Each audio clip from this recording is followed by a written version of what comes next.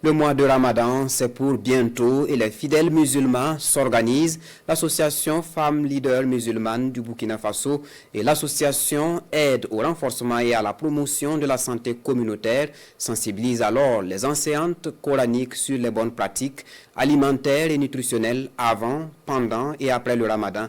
Une sensibilisation à travers une conférence tenue dimanche dernier. Le reportage de Sayouba Souri.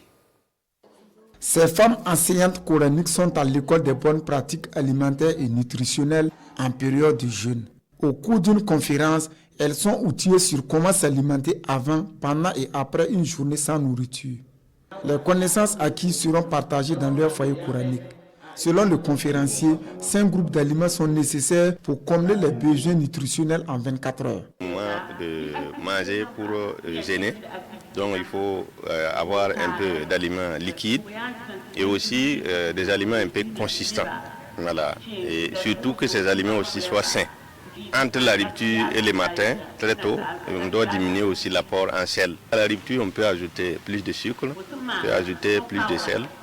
Mais si on est malade, on doit tenir compte de cela. À l'occasion de cette conférence, l'Association des femmes leaders musulmanes du Burkina Faso est revenue sur l'importance du jeûne.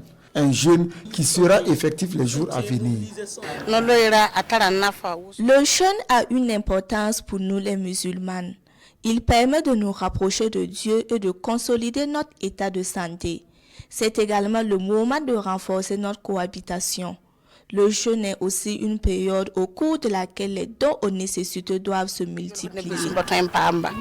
La présidente de l'Association des femmes leaders du Burkina exhorte les fidèles musulmans à se préparer pour accueillir le mois de Ramadan.